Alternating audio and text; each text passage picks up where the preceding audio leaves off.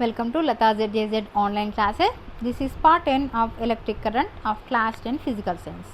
10వ తరగతి యొక్క భౌతిక రసాయన శాస్త్రంలో 9వ పాఠంలో 10వ భాగం చెప్పుకోబోతున్నాం. ఇదే చివరి భాగము, విద్యుత్ ప్రవాహంలో చివరి భాగం చెప్పుకోబోతున్నాం. మరి ఇంతకుముందు భాగంలో మనము లూప్ లా, జంక్షన్ లా ఉపయోగించి ప్రాబ్లమ్స్ సాల్వ్ చేసాం. అవి ఎలా చేయాలి చూసుకున్నాం. అండ్ ఈ భాగంలో మనం ఏం చెప్పుకోబోతున్నాం అంటే, అసలు మన ఇంట్లో అప్పుడప్పుడు మనం వింటూ ఉంటాం, ఈ నెలలో మనం 100 యూనిట్ల కరెంటు వాడాము, లేదు మనం బల్బ్పై చూసుంటాం 60 W అని రాసి ఉంటుంది, లేదా 120 V అని రాసి ఉంటుంది. మరి దీన్ని బట్టి మనం ఏం తెలుసుకుంటాం, అసలు ఇది ఏమిటి, ఈ W అనేది ఏమిటి అనేది ఇప్పుడు మనం తెలుసుకోబోతున్నాం. సో అసలు విద్యుత్ సామర్థ్యం అంటే ఏమిటి? మనం ఎలాగైతే కొంత సామర్థ్యంతో పనిచేస్తుంటామో అట్లాగే మనం రోజు ఉపయోగించే ఫ్యాన్, ఫ్రిడ్జ్, హీటర్, కుక్కర్ వంటి విద్యుత్ సాధనాలు కూడా కొంత విద్యుత్ శక్తిని ఉపయోగించుకుంటాయి. మరి ఈ R నిరోధం గల వాహకం గుండా I అనే విద్యుత్ ప్రవహిస్తుంది అని అనుకుంటే అప్పుడు ఈ వాహకం గుండా విద్యుత్ ప్రవహిస్తున్నప్పుడు ఏమవుతుంది, కొంత ఉష్ణం అనేది ఉత్పత్తి అవుతుంది. మరి ఈ A నుంచి B బిందువుకి T సెకండ్ల కాలంలో Q అనే ఆవేశం ప్రవహించింది అని మనం అనుకుంటే, ఈ ఏబీల మధ్య పొటెన్షియల్ భేదాన్ని మనం V వోల్టేజ్ అని చెప్పుకున్నాం. మరి ఈ T కాలంలో ఈ విద్యుత్ క్షేత్రం చేసిన పని ఏమవుతుంది, మనకి W = Q × V అవుతుంది. ఎందుకంటే మనకు తెలుసు వర్క్ = ఫోర్స్ × డిస్ప్లేస్మెంట్, బలము ఇంటూ స్థానభ్రంశం అని చెప్పుకుంటాం. సో ఇక్కడ Q అనే ఆవేశం ప్రవహించింది, ఎంత దూరం, V అనే పొటెన్షియల్ భేదం అని చెప్పుకున్నాం. సో Q × V అవుతుంది. ఈ పని ఈ వాహకంలో ప్రవహిస్తున్న Q ఆవేశం కోల్పోయిన శక్తికి సమానం అవుతుంది. మరి ఒక్క సెకండ్లో కోల్పోయిన శక్తి ఎంత అవుతుంది? అప్పుడు మనం ఒక్క సెకండ్ అంటే కాలం కాబట్టి /T చేస్తాం. So W/T. సో ఇరువైపులా మనం Tతో భాగిస్తే W/T = Q × V/T అవుతుంది. ఇక్కడ Q/T అనేది మనకు తెలుసు, I అని మనకు తెలుసు. అంటే Q/Tకి బదులుగా మనం I అని రాసుకుంటే ఇక్కడ మనకి ఏమవుతుంది, Q/Tకి బదులుగా మనం I రాసుకుంటే ఈ W/T అనేది ఏమవుతుంది, అప్పుడు ఒక సెకండ్ కాలంలో జరిగిన పని అనేది తెలుస్తుంది. మరి ఈ W/Tనే మనం P పవర్ విద్యుత్ సామర్థ్యము అంటాము. చూడండి, ఈ W/Tని మనం P అంటాం. ఈ Q/T అంటే మనకు ఆల్రెడీ తెలుసు I అని. సో V × I లేదా I × V, no problem. So P = I × V. ఇదే విద్యుత్ సామర్థ్యము, పవర్ అంటాం. సో విద్యుత్ సామర్థ్యము P = V × I అనే ఫార్ములాతో మనం కనుక్కోవచ్చు. ఈ వలయంలో కలిపిన ఏదైనా విద్యుత్ సాధనం వినియోగించుకున్న విద్యుత్ శక్తిని లెక్క కట్టడానికి మనం ఈ సమీకరణాన్ని వాడతాం. చాలా ఇంపార్టెంట్ ఫార్ములా ఇది. P = V × I. కానీ మనకు తెలుసు V = IR అనేది మనకు తెలుసు. సో ఈ V = IRని ప్రతిక్షేపిస్తే మనకి ఏం జరుగుతుంది చూద్దాం. సో V = IRని మనం ప్రతిక్షేపిస్తే ఇక్కడ ఏం జరిగింది, I² × R వచ్చింది. ఎలా వచ్చింది చూడండి, P =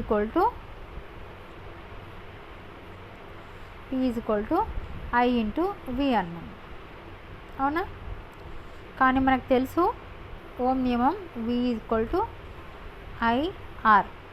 సో ఇక్కడ V = మనం IRని ప్రతిక్షేపిస్తే అప్పుడు ఏమవుతుంది, I × R అవుతుంది. అంటే I²R, ఇది I²R. లేదు మనకు తెలుసు ఈ Rని మనం ఇటు తీసుకెళ్తే I = V/R కదా. సో ఇప్పుడు ఈ Iకి బదులుగా నేను V/R రాసినట్టయితే V/R × V, అప్పుడు V²/R ఇది అవుతుంది. సో దీంట్లో మనం ఏ సూత్రమైనా వినియోగించి మనము విద్యుత్ సామర్థ్యాన్ని మనం తెలుసుకోవచ్చు. సో విద్యుత్ సామర్థ్యాన్ని తెలుసుకోవడానికి మనకి ఇక్కడ 3 సూత్రాలు వచ్చాయి. ఒకటి P = I² = R, R V²/R, R I × V.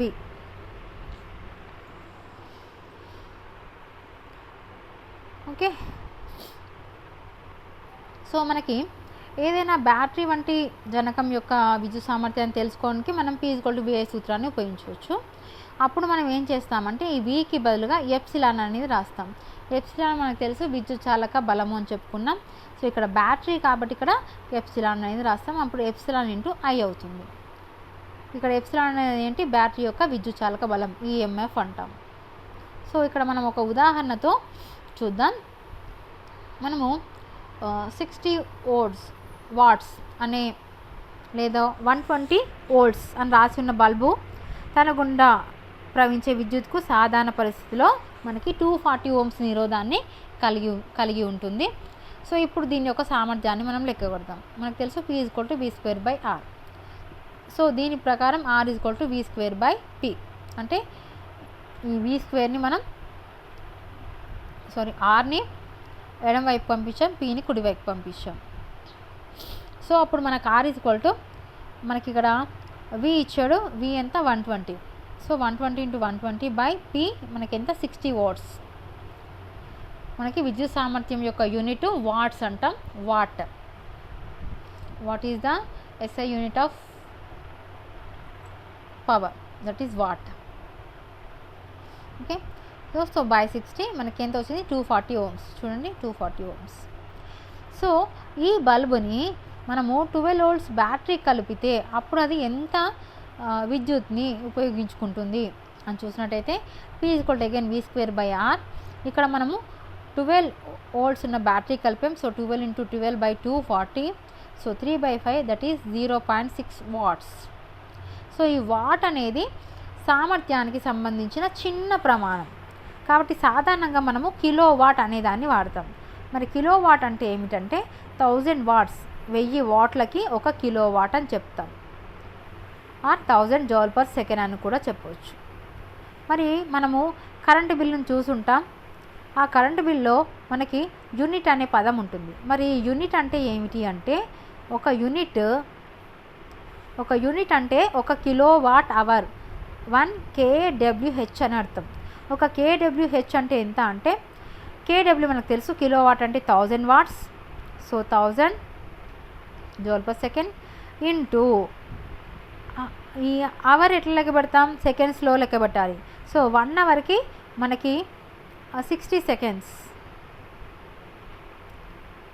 1 అవర్కి 60 seconds. So 60 × 60. So 3600 × 1000. So that is 3.6 × 10⁶ joules అనమాట 1 కిలోవాట్ అవర్కి. ఓకే. సో 1 కిలోవాట్ అవర్ అంటే ఒక యూనిట్ అనమాట. ఒక యూనిట్ అంటే ఎలా లెక్క కడతాం, మనం ఈ విధంగా లెక్క కడతాం. Okay right. సో మనకి ఇక్కడ కిలోవాట్ అంటే 1000 watts or 1000 joule per second. Okay right. 1 అవర్కి ఎన్ని సెకండ్లు, సో 60 × 60 3600 సెకండ్స్. సో ఈ విధంగా మనకి ఒక యూనిట్ అనేది వస్తుంది. సో ఈ యూనిట్ అంటే మీకు తెలిసింది కాబట్టి మీరు కూడా మీ ఇంటి కరెంటు బిల్లో ఎన్ని యూనిట్స్ వాడారు, ఆ యూనిట్స్ అంటే ఏంటి అనేది మీరు లెక్క కట్టొచ్చు.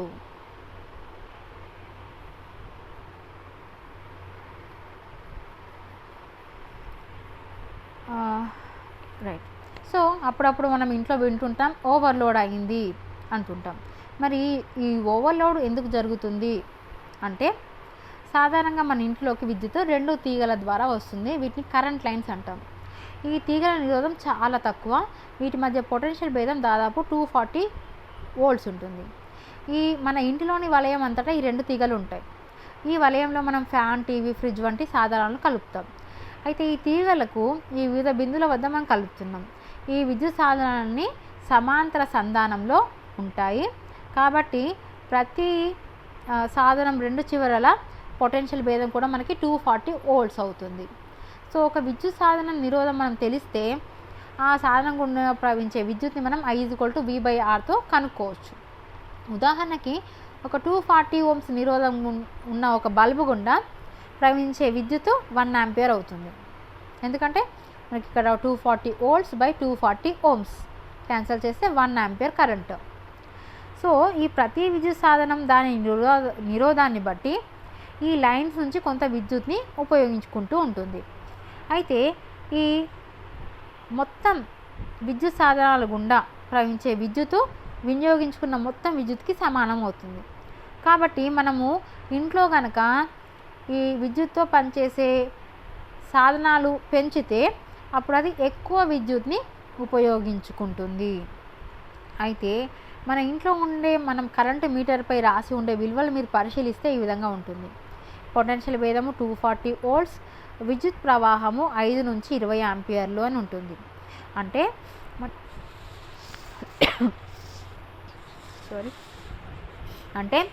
మన ఇంట్లో ఉండే 2 తీగల మధ్య 240 వోల్ట్స్ పొటెన్షియల్ భేదం ఉంటే ఈ తీగల నుంచి మనము 5 ఆంపియర్స్ నుంచి అంటే కనిష్టంగా మనం 5 ఆంపియర్లు ఉపయోగించుకోవచ్చు, దీనికంటే తక్కువ ఉపయోగించలేము. అదేవిధంగా ఎక్కువగా 20 ఆంపియర్ల విద్యుత్ని మనం ఉపయోగించుకోవచ్చు. అంటే ఈ తీగల గుండా 20 ఆంపియర్ల కంటే ఎక్కువ విద్యుత్ని మనం వినియోగించుకోలేము. ఒకవేళ వినియోగించుకుంటే ఏం జరుగుతుంది? ఈ వలయం బాగా వేడెక్కుతుంది. వేడెక్కడం ద్వారా మంటలు ఏర్పడే అవకాశం ఉంది. దీన్నే మనం ఓవర్లోడ్ అంటాం. ఇక్కడ మీరు ఈ పటం చూసినట్టయితే ఇక్కడ ఒక ఇంటిలో వినియోగిస్తున్నారు. ఏమేంటి చూడండి. ఇక్కడ ఫ్యూజ్ 20 ఆంపియర్స్తో ఉంది. So TV 6 amperes, fridge 8 amperes, bulb 2 amperes, fan 4 amperes. ఇంకా హీటర్ ఆన్ చేయలేదు. సో ఇక్కడికి చూడండి 8 + 6 14, 14 2 16, 16 4 20 ఇక్కడికే పూర్తయింది. ఒకవేళ ఇదే సమయంలో హీటర్ కూడా ఆన్ చేశారనుకోండి, అప్పుడు ఏమవుతుంది? అది 20 ఆంపియర్ల కంటే ఎక్కువ కరెంటు యూజ్ అవుతుంది. అప్పుడు ఏం జరుగుతుంది? ఓవర్లోడ్ జరుగుతుంది. అప్పుడు మంటలు ఏర్పడే ప్రమాదం ఉంది. మరి ఇలా జరగకుండా మనం ఏం చేయాలి? ఏం రక్షణ మనకి ఉంటుంది ఇంట్లో అంటే, మనకి ఈ ఓవర్లోడ్ వల్ల కలిగే ప్రమాదాన్ని నివారించడానికి మన ఇళ్ళల్లో ఫ్యూజ్ అనేది ఉంటుంది. ఈ అమరికలో ఏమవుతుంది అంటే ఈ ఫ్యూజ్ గుండానే మనకు ఇంటిలోకి వచ్చే విద్యుత్ అంతా కూడా ఈ ఫ్యూజ్ గుండానే ప్రవహించవలసి ఉంటుంది. ఈ ఫ్యూజ్ అనేది ఏమిటి? ఇది చాలా తక్కువ ద్రవీభవన స్థానం ఉన్న ఒక సన్నని తీగ. ఒకవేళ ఈ ఫ్యూజ్ గుండా 20 ఆంపియర్ల కంటే ఎక్కువ కరెంటు ప్రవహిస్తే కనుక ఈ సన్నని తీగ ఏమవుతుంది? వేడెక్కి కరిగిపోతుంది. కరిగిపోగానే అప్పుడు ఈ వలయం అనేది ఓపెన్ అవుతుంది. ఓపెన్ అవడం వల్ల విద్యుత్ ప్రవాహం ఆగిపోతుంది. ఆగిపోవడం వల్ల ఈ మంటలు రాకుండా ఉంటాయి. అట్లాగే మన ఇంటిలో ఉండే విద్యుత్ సాధనాలన్నీ కూడా ఇబ్బంది కలగకుండా ఉంటాయి. లేదంటే అవి పాడయ్యే ప్రమాదం ఉంది. మరి ఫ్యూజ్ను వాడడం ద్వారా మనకి ఏం జరుగుతుంది? ఇంటిలోని వలయం మరియు అందులోని సాధనాలకి ఓవర్లోడ్ వల్ల ఇబ్బంది కలగకుండా మనం కాపాడుకోవచ్చు. కాబట్టి ఫ్యూజ్ తప్పనిసరిగా ఉండాలి. అలా కాకుండా ఫ్యూజ్ని మీరు చాలా సన్నని వైర్ కాకుండా ఊరికే పోతుందని చెప్పేసి కాస్త లావుగా ఉన్న వైర్ని వేసుకున్నారనుకోండి, అప్పుడు ఏం జరుగుతుంది? కరెంట్ ఎక్కువైనప్పటికీ అది కరగకపోతే సర్క్యూట్ ఓపెన్ అవ్వదు. అంటే అప్పుడు మీ ఇంటిలోని పరికరాలు దెబ్బతినే ప్రమాదం ఉంది. అందుకని ఎప్పుడు కూడా అలా చేయకండి. అయితే ఇక్కడ మనకి ఈ ఓవర్లోడ్ అనేది ఇండ్లకు, పరిశ్రమలకి అంటే ఫ్యాక్టరీస్కి వేరువేరుగా ఉంటుంది. మన ఇంట్లో మాత్రమే 240 వోల్ట్స్ అన్నమాట. ఓకే, ఇది మన విద్యుత్ అనే పాఠం కంప్లీట్ అయింది. Now English medium. So first of all you have to understand, might you have heard that he consumed 100 units of current in this month and a bulb is marked as 60 watts and 120 volts. So what is these values indicate? So let us discuss what is electric power. So the electric appliances that we use in our daily life like heater, cooker, fan and refrigerator consume some electric energy. So if that is a conductor is of resistance R and the current is I, and we know that Q coulomb charge is passing through point A to point B. So to move point A to point B, that is using V voltage. So the work done by this in t seconds, that is W equal to Q by V. If you take 1 second, if you take t seconds, So this work is equal to the energy lost by the charge while passing through the conductor. So if you take in 1 second, so that will become W by T, that is Q V by T, but we know that Q by T equal to nothing but I. So W by T here, that is we indicating with P, that is called electric power. So this Q by T is I, so V into I. So P is equal to V into I. This is one formula to find out the electric power of appliances. And according to Ohm's law, V is equal to IR, we can, if you substitute this V equal to IR in this formula, we can P equal to I square into R, or V square by R. So we can use these three formulas to find out the electric power. So the equation P equal to VI we can also use to know the power can be extracted from the battery. So when we using a battery, we have to modify this equation as P is equal to epsilon I, where this epsilon is the EMF of the battery electromotive force. So let us consider a bulb is marked 60 watts and 120 volts. So this means if this bulb is connected to 120 volt source, it will able to convert 60 joules of electric energy into heat or light in 1 second. So we find out the relation between P equal to V square by R, or R equal to V square by P. If you substitute this V and P values in this, we can get 240 ohms. So if the bulb marked 60 watts and 120 volts will offer resistance of 240 ohms to flow the current through with normal condition. If the bulb is connected 12 volts, what will happen is P equal to V square by R. So 12 into 12 by 240, that is 3 by 5, that is 0.6 watts.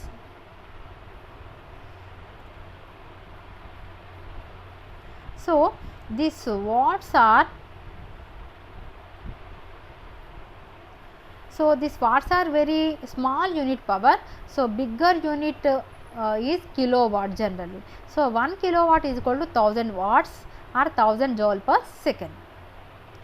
So how to know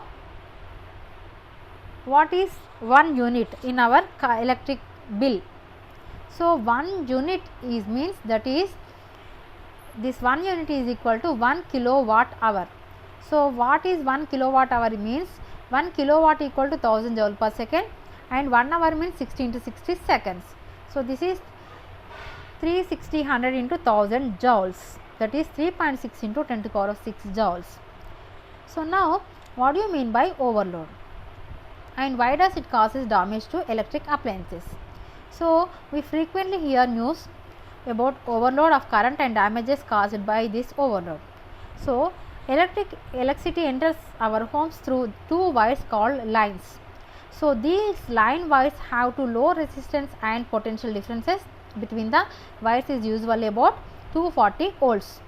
So these two lines of wires run throughout the household circuit, to which we connect various appliances such as TV, fan, refrigerator, and etc. etc. So all the electric devices our home are connected at different points between these two wires. So this means all the electric appliances are in the parallel connection. So when the potential drop across each device is 240 volts. So if we know the value of resistance of the electric device, we can calculate the current also by the equation of I equal to V by R. For example, current passing up through a bulb with resistance 240 ohms is 1 ampere, because this is 240 volts by 240 ohms, that is 1 ampere. So based on the resistance of each electric device, it draws some current from the supply. So total current drawn by the mains is equal to the sum of the current passing through the each device as per junction law. So if we add more devices to the household circuit, the current drawn from the main also increases. So what happens if current increases greatly?